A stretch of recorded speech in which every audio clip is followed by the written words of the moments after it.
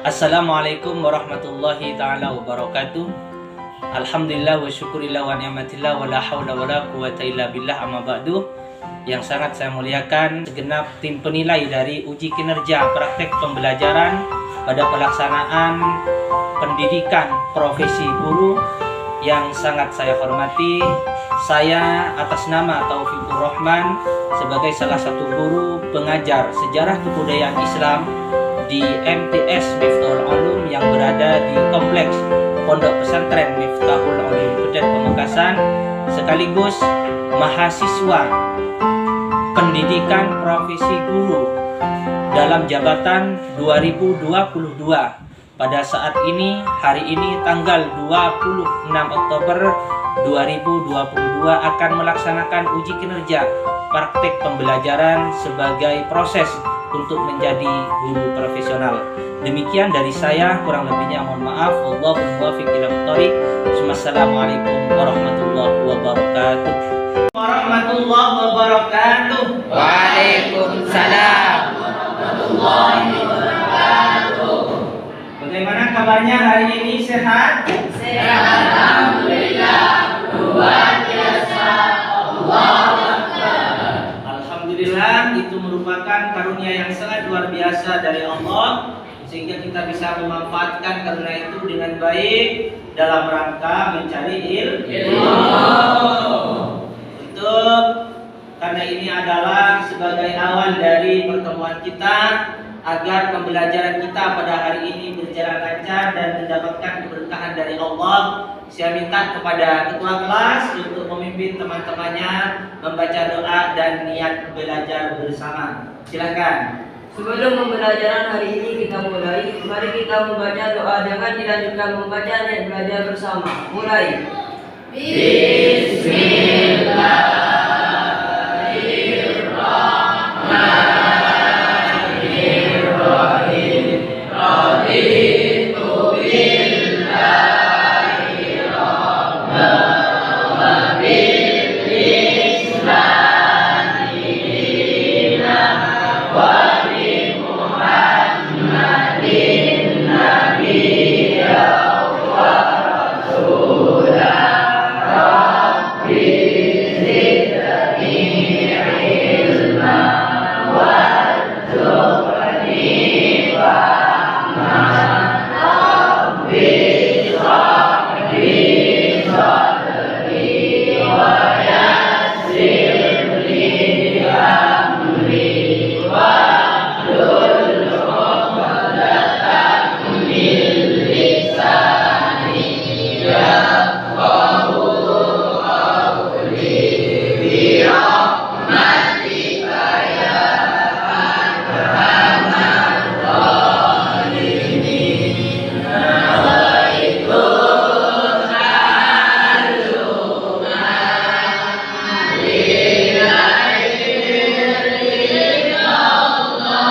lillahi Allahi wa lijalatil jali an-nafsi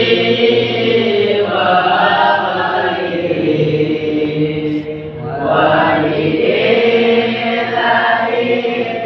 lillahi wa lisukrin ni'mati niyatin ra'illah ilma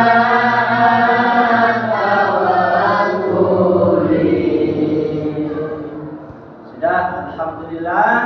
Dan untuk selanjutnya kita presensi dulu, cek kehadiran siswanya. Oleh karena itu saya minta kepada sekretaris untuk melakukan presensi terhadap kehadiran teman-temannya. Silakan. Absen 1 Abdul Fatah sakit. Absen 2 Abdul Mukti hadir. Absen 3 Ahmad Husaini hadir. Absen 4 Abdul Rahman hadir. Absen 5 Abdul Purwani hadir. Absen 6 Ahmad Riki Rabi Wahyudi sakit. Absen 7 Ahmad Robi Sofyan hadir. Absen 8 Ahmad Iqbal Maulana hadir. Absen 9 Ati Rahmat hadir. Absen 10 Arif hadir.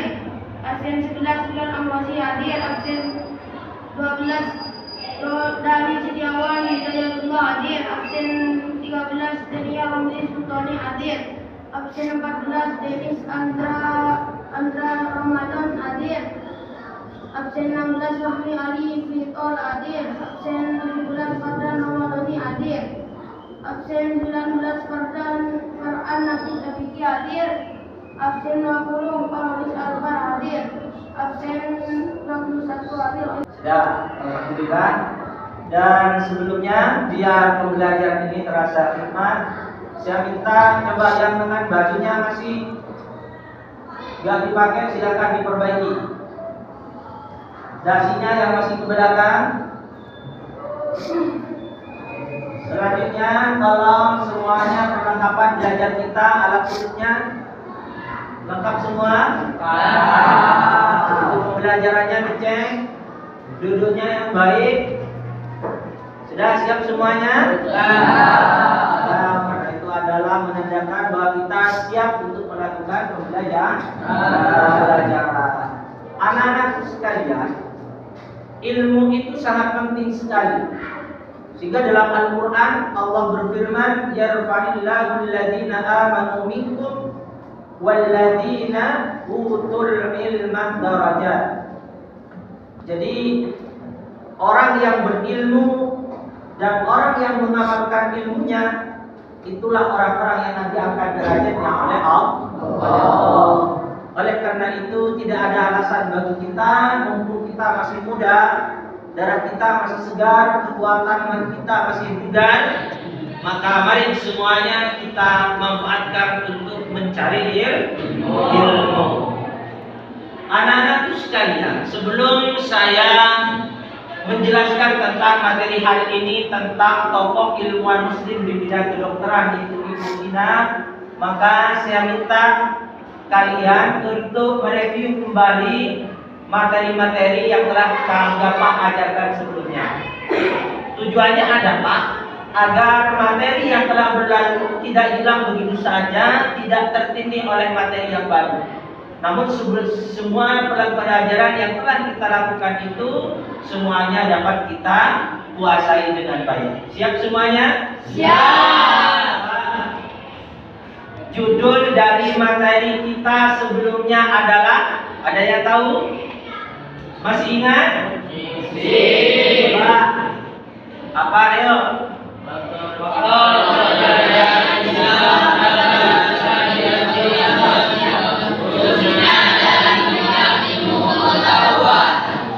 Diulang lagi, yuk sekali lagi. Faktor kejayaan Islam pada masa dinasti Abbasiyah, khususnya dalam bidang ilmu pengetahuan. Nah, itu adalah materi kita sebelumnya. Karena sebagaimana yang Bapak jelaskan kemarin itu, suatu kejayaan atau kesuksesan itu tidak datang begitu saja, tapi di belakang itu ada proses, ada perjuangan dan ada pengorbanan. Dan itu yang perlu kalian tiru, dan proses itu yang perlu kalian contoh, sehingga kesuksesan masa lalu terulang pada generasi Islam pada hari ini. Coba, siapa yang masih ingat faktor apa saja yang mempengaruhi perkembangan Islam pada masa lalu? Siapa? Ayo. Silakan sampean. Bismillahirrahmanirrahim. Faktor-faktor kemajuan Islam pada masa dinasti Abbasiyah khususnya di bidang perkembangan ilmu pengetahuan, yaitu terjadinya asimilasi antara bangsa Arab dengan bangsa-bangsa lain yang lebih dulu mengalami perkembangan ilmu pengetahuan, pluralistik dalam pemerintahan dan politik, stabilitas pertumbuhan ekonomi dan politik, keberadaan Baitul Hikmah dan Majlis Munawwarah, semangat dan giroh keilmuan dari umat Islam, dukungan dan penghargaan dari pemerintah. Perkembangan Islam pada masa dinasti Abbasiyah. Jadi salah satu faktor sebagaimana yang dijelaskan oleh temannya itu adalah peranan dari Baitul Hikmah dan Majlis Munawwarah. Coba, seperti apa secara spesifik peran dari Baitul Hikmah dan Majlis Munadharah itu sebagaimana yang Bapak jelaskan kemarin. Jadi siapa yang tahu?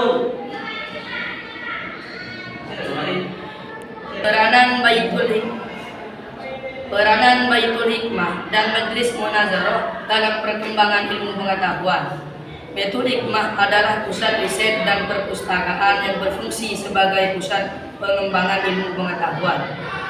Majlis Munazarah adalah sebuah majelis atau komunitas yang bergerak di dalam mendiskusikan berbagai persoalan agama yang dianggap sukar untuk dipecahkan.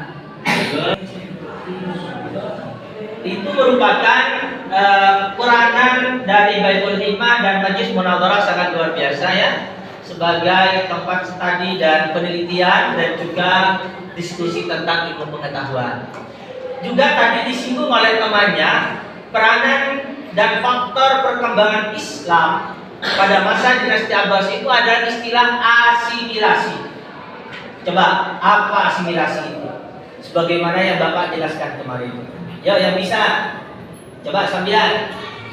Asimilasi adalah perpaduan kelompok atau individu yang memiliki kebudayaan yang berbeda. Asimilasi akan terjadi ketika kelompok atau individu berinteraksi atas dasar keterbukaan dan toleransi. Alhamdulillah, saya anggap pengetahuan kalian yang kemarin itu sangat luar biasa sekali, masih terekam dengan baik. Tolong itu jangan sampai dibilang kata itu sangat penting. Merupakan faktor kejayaan Islam pada masa lalu. Hari ini adalah materi kita adalah tentang tokoh ilmuwan muslim di bidang kedokteran yaitu Ibnu Sina.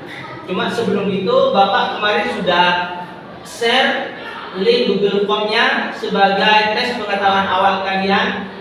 Bagaimana, sudah dilihat semuanya? Sudah. Kerjakan? Sudah. Bagus. Anak-anakku, ini adalah materi dan tujuan pembelajaran kita hari ini. Jadi saya harap biar kita mempunyai tujuan yang jelas, arah yang jelas pembelajarannya, kita sehingga kita fokus dan menghasilkan hasil yang maksimal. Tolong ya, silakan yang kompak saja, nggak usah terlalu nyari, yang penting kompak dan dibaca dengan jelas. Ayo silakan dibaca bersama. Melalui kegiatan mengamati, menanya, mengeksplorasi, mengasosiasi, dan mengkomunikasi, peserta didik mampu memahami dan menyajikan hasil rumusan tentang biografi, peranan dan karya-karya para ilmuwan muslim pada masa dinasti Abbasiyah dengan baik. Sudah jelas makanya tujuan ini betul-betul terlaksana dengan baik, artinya kita betul mendapatkan poin penting dari materi hari ini. Ya. Anak-anakku, materi tentang tokoh ini sangat bermanfaat sekali dan sangat penting bagi kita karena kita akan meneladani suatu tokoh yang sangat luar biasa, yaitu tokoh ilmuwan muslim pada masa dinasti Abbasiyah, khususnya di ilmu kedokteran. Jadi bagaimana kita nanti bisa mengambil inspirasi tauladan dari tokoh Ibnu Sina ini, baik dari spirit spiritualnya, semangat dan giroh ilmu pengetahuannya, dan semangat dari karya-karyanya sehingga bisa bermanfaat terhadap umat Islam. Sudah. Bapak mau nanya, kalau sambian mendengar tokoh Ibnu Sina, coba kira-kira yang ada di benak kalian itu apa? Ya, yang tahu? Ya, sambian. Sebagai tokoh bapak kedokteran. Sebagai bapak kedokter. Bagus. Yang lain, silakan. Yo, sambian. Seorang ilmuwan. Seorang ilmuwan. Mungkin ada lagi siapa? Ya, sambian. Seorang filosof. Seorang filosof luar biasa. Jadi semua tokoh Ibnu Sina ini sudah tergambar di benak kalian. Ada yang mengatakan bapak kedokteran, benar. Ada yang mengatakan filosof, benar. Ada yang mengatakan ilmuwan, semuanya benar. Semoga pengetahuan awal ini nanti melalui proses pembelajaran yang sangat luar biasa bisa menjadi luas dan bisa menjadi sangat luar biasa. Siap semuanya? Siap. Nah, anak-anak tuh biar pembelajaran ini kita terarah, Bapak sudah menyusun langkah-langkah pembelajaran. Jadi yang pertama, nanti Bapak minta sambian mengamati video dan menelaah literatur buku. Kemudian setelah itu silakan kalian amati dan analisis sehingga masalah-masalahnya nanti yang ada di benak kalian ditanyakan. Paham? Paham. Nah, dari pertanyaan-pertanyaan ini akan menjadi bahan kajian di kelompok masing-masing. Tolong pertanyaan-pertanyaan itu cari jawabannya, diskusi bersama kelompoknya, kemudian dirumuskan dan setelah itu dipresentasikan. Paham ya? Paham. Dari video ini nanti dianalisis ya, dipahami dulu, silakan.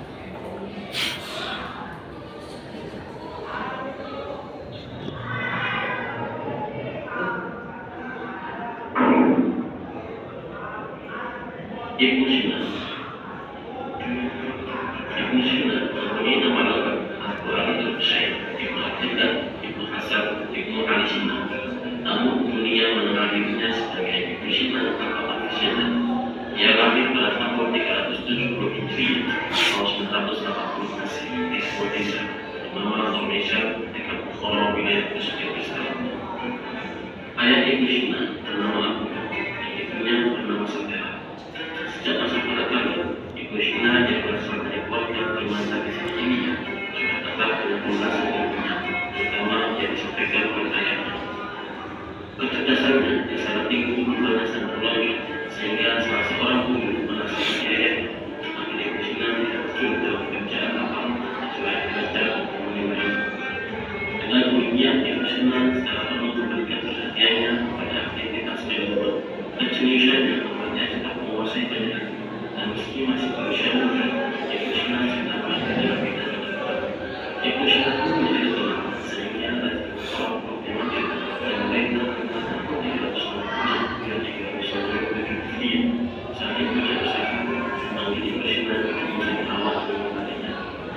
Ketika itu, Ibnu Sina telah luas masuk ke perpustakaan istana Samaniyasa. Ibnu Sina mengenal perpustakaan dan mengatakan demikian. Semula buku yang aku inginkan ada di situ, dan aku menemukan banyak yang kebanyakan orang berkata dengan mengetahui nanti. Aku sendiri pun belum pernah melihatnya dan tidak akan pernah melihatnya lagi. Karena itu aku giat membaca kitab itu dan semaksimal mungkin memanfaatkannya. Ketika siswa mendapat Islam, aku telah berhasil menyelesaikan semua bidang itu. Mengenai biografi Ibnu Sina, dikatakan bahwa Ibnu Sina menguasai berbagai ilmu seperti matematik dan matematika dan berbagai.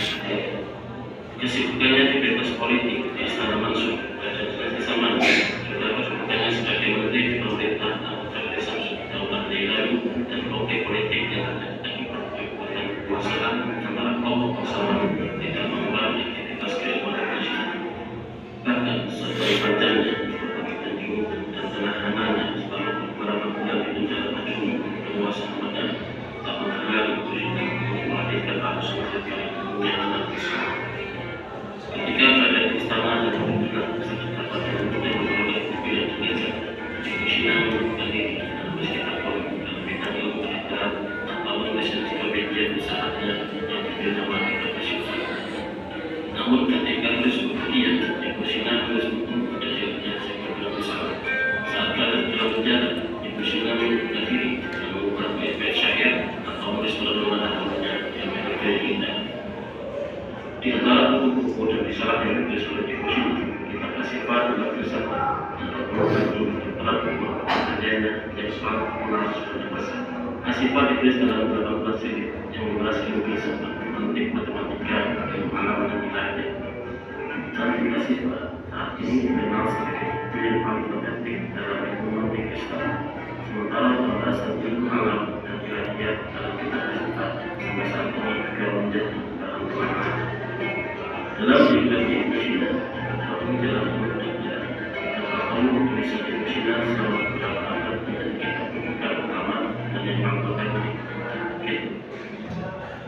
videonya ya, sudah ya?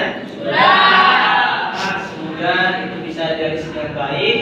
Dan tolong informasi ini dilengkapi dengan yang ada di buku kalian. Ayo silakan bukunya dibuka dan ditelaah. Tolong itu dianalisis dan masalah-masalahnya dicatat dan nanti ditanyakan sebagai bahan kajian. Ayo silakan masing-masing kelompok.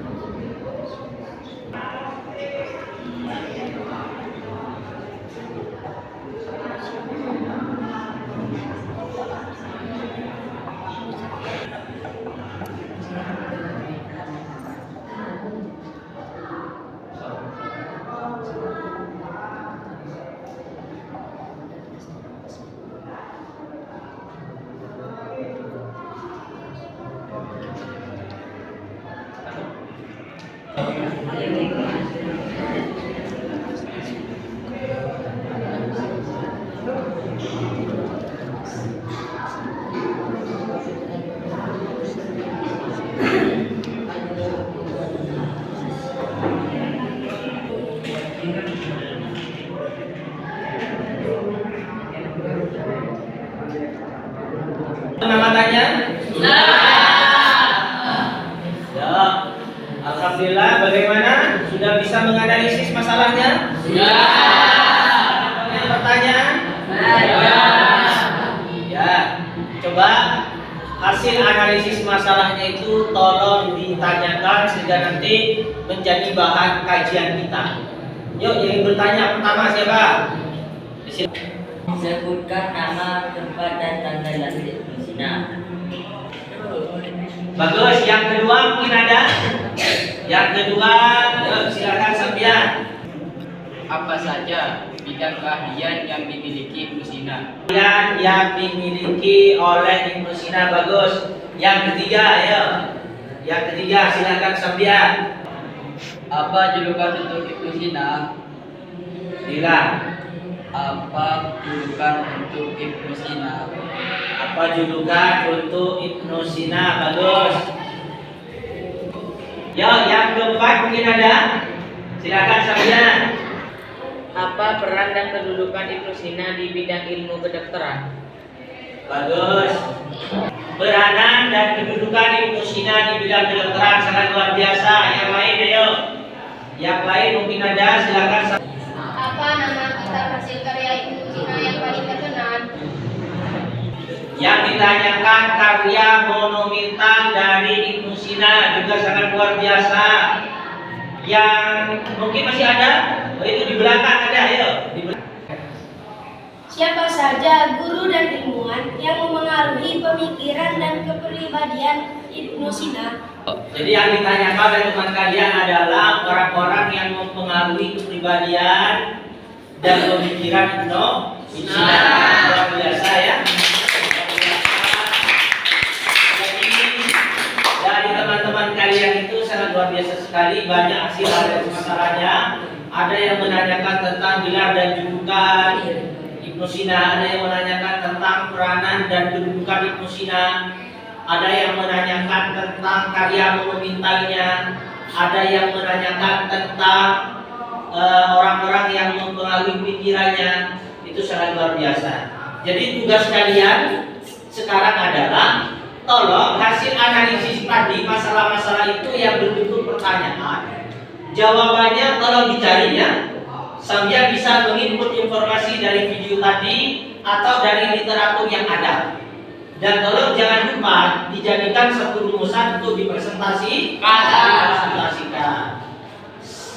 Paham semuanya? Paham. Siap? Siap. Siap semuanya? Siap. Masih semangat?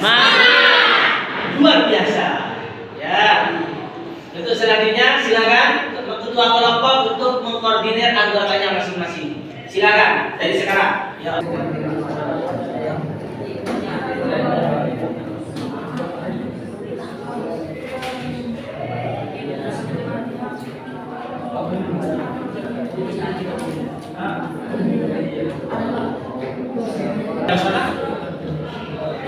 ya?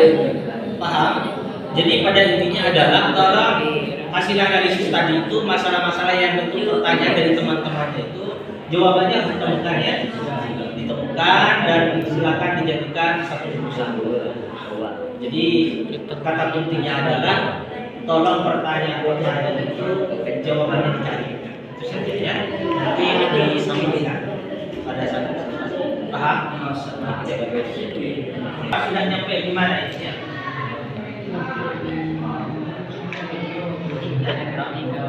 Bagus. Tolong itu dilanjutkan ya. Dilanjutkan dan yang pertama, kedua itu sudah bagus, sudah mengarah sesuai pertanyaan tadi dan tolong itu dilengkapi ya. Dilengkapi. Dan sebagaimana yang Bapak jelaskan tadi, kata kuncinya adalah pertanyaan-pertanyaan yang dirumuskan oleh teman-teman itu dicari jawabannya. Ya. Ya sudah, bagus itu sudah. Kita konfirmasi. Sudah diskusinya? Sudah.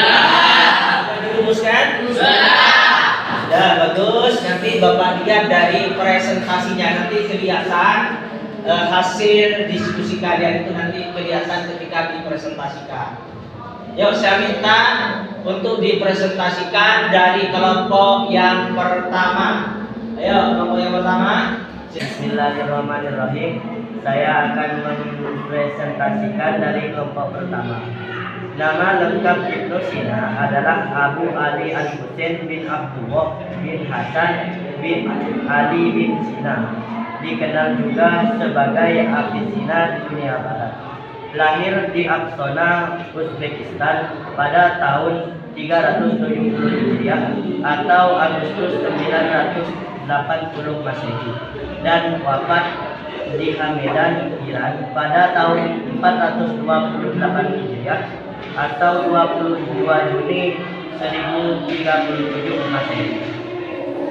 Ibnu Sina selain mempelajari sastra dan Al-Quran juga mempelajari bidang keilmuan lainnya seperti matematika, geometri, fikih, sains, dan kedokteran, ilmu tafsir, usuluddin, dan tasawuf.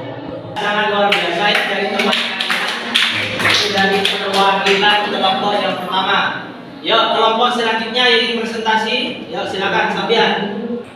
Saya ingin mempresentasikan hasil diskusi kelompok 3. Peran dan kedudukan Ibnu Sina dalam bidang ilmu kedokteran. Ibnu Sina adalah seorang dokter Persia terkemuka serta perintis ilmu kedokteran dunia. Pada bidang filsafat mendapat gelar Asy-Syaikh Ar-Rais, guru para raja. Pada bidang kedokteran, Ibnu Sina mendapat gelar Father of Doctor dalam kurung Bapak Kedokteran Modern. Sudah, itu luar biasa dari kelompok yang ketiga. Selanjutnya yang presentasi terlebih dahulu yuk. Silakan dari kelompok 4. Saya akan mempresentasikan hasil diskusi kelompok 4. Nama guru dan ilmuwan yang mempengaruhi pemikiran dan kepribadian Ibnu Sina adalah Al-Farabi, Al-Biruni, Aristoteles, dan lainnya. Dan nama kitab hasil karya Ibnu Sina yang paling terkenal adalah 1. Kitab Al-Qanun fit Tibb dalam kurung Canon of Medicine. 2. Kitab Ar-Juzah Ibnu Sina At-Tibiyyah. 3. Mausu'ah As-Sifat. Sekian.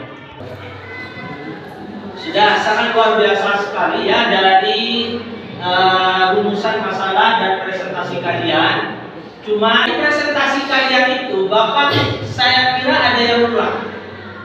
Karena tadi itu tidak menyinggung terhadap penemuan dan sumbangsi dari Ibnu Sina. Itu yang saya kira kurang dari analisis kalian. Sehingga dalam presentasinya pun juga kurang. Coba silakan kalian temukan bidang apa saja, penemuan apa-apa saja penemuan dari Ibnu Sina khususnya di bidang kedokteran yang menjadi sumbangsi beliau terhadap umat Islam. Yuk yang bisa. Yuk silakan kalian. Ibnu Sina adalah orang yang pertama kali menemukan cara pengobatan bagi orang sakit dengan cara menyuntikkan obat ke bawah kulit. Ibnu Sina membuat penemuan dari pipa udara yang terbuat dari emas dan perak. kemudian dimasukkan ke dalam mulut dan diteruskan ke kerongkongan untuk mengobati orang yang tercekik dan sulit bernafas. Setelah penemuan-penemuan dari Ibnu Sina itu, saya minta coba apa pesan moral biar ini kita bisa mendapatkan sesuatu yang sangat luar biasa dari tokoh Ibnu Sina. Coba temukan pesan moral dan nilai positif dari tokoh Ibnu Sina. Yuk, yang bisa lihat. Dapat kita teladani dari tokoh Ibnu Sina, yaitu Ibnu Sina selain cerdas dan gigih, ia juga merupakan sosok yang taat beribadah kepada Allah Subhanahu wa Ta'ala, kreatif, tidak mengenal putus asa, tabah dan tekun dalam mempelajari ilmu pengetahuan. Dan dengan pengetahuannya, Ibnu Sina bisa bermanfaat bagi banyak orang. Alhamdulillah, dari pesan moral dan nilai positif yang telah dibacakan oleh teman kalian itu adalah bahwa Imam Ghazali ini itu merupakan pribadi yang sangat cerdas, pantang menyerah, tidak pernah putus asa dalam belajar, sehingga membuat Ibnu Sina itu menjadi sosok yang multidisiplin ilmu pengetahuan. Imam Ibnu Sina bukan hanya mahir ahli di bidang kedokteran, matematika, di bidang kedokteran, filsafat, geometri, dan fisika, tapi Ibnu Sina adalah juga sebagai ahli di bidang ilmu agama seperti fikih, tauhid, hadis, dan ilmu tafsir Al-Qur'an. Dari pesan moral ini, coba sambian kontekstualisasikan dalam kehidupan kalian. Ya, siapa yang bisa? Ya, silakan sambian. Kaitan tokoh Ibnu Sina dalam kehidupan kita adalah sikap semangat dan pantang menyerah. Jadi kita sebagai siswa tidak boleh putus asa dalam menghadapi tantangan belajar, khususnya jika ingin mendapatkan nilai yang baik saat ujian. Ya, itu adalah kontekstualisasinya dalam kehidupan kita. Jadi apalagi kita sebagai siswa, sebagai pelajar, tokoh Ibnu Sina ini sangat luar biasa sekali sebagai tauladan dan inspirasi bagi kita kalau ingin menjadi generasi muslim yang bisa membangkitkan lagi kejayaan ilmu pengetahuan. Alhamdulillah, kita sudah mendekati akhir dan tentu Bapak minta pesan dan pesan kalian selama mengikuti pembelajaran ini sehingga bisa menjadi evaluasi bagi kita, khususnya bagi Bapak, untuk mengembangkan pembelajaran selanjutnya. Yuk, siapa yang punya pesan? Silakan sambil dulu, yuk. Bismillahirrahmanirrahim. Alhamdulillah, pelajaran tadi sangat luar biasa dan membuat kami bisa bekerja sama dengan baik. Ya, luar biasa. Memang intinya model pembelajaran problem basic learning ini adalah agar kalian bisa bekerja sama dengan baik antar sesama. Siapa lagi yo yang punya pesan dan kesan? Yo sambian. Alhamdulillah, dengan pembelajaran hari ini bisa mengembangkan daya analisis siswa terhadap materi pembelajaran. Dari berbagai sesi telah kita lalui bersama dan hari ini pada saat ini adalah kegiatan penutup kita. Tapi setelah pembelajaran ini telah kita lalui, tolong jangan lupa Bapak telah share link Google Form sebagai tes hasil belajar pada kesempatan hari ini. Tolong dulu dikerjakan ya. Dan pembelajaran yang telah kita lalui ini sangat luar biasa sekali bagi Bapak. Anda sudah menunjukkan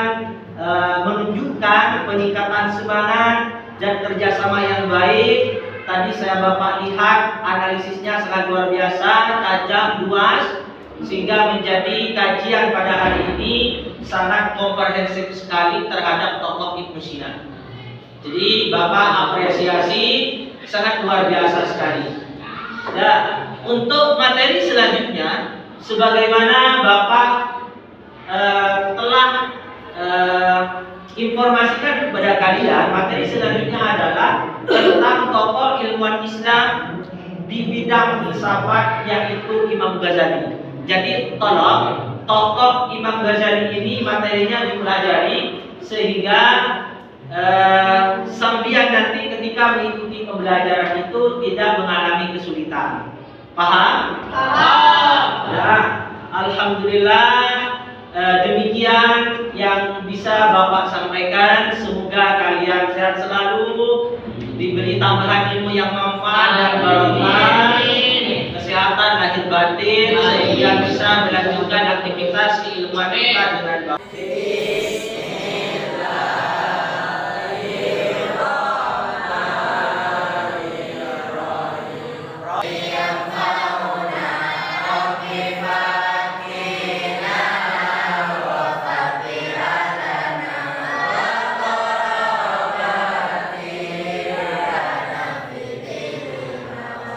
Dari Bapak pribadi, kalau ada kekurangannya mohon maaf yang sebesar-besarnya. Wallahul muwaffiq ila aqwamit thoriq. Assalamualaikum warahmatullahi wabarakatuh. Waalaikumsalam.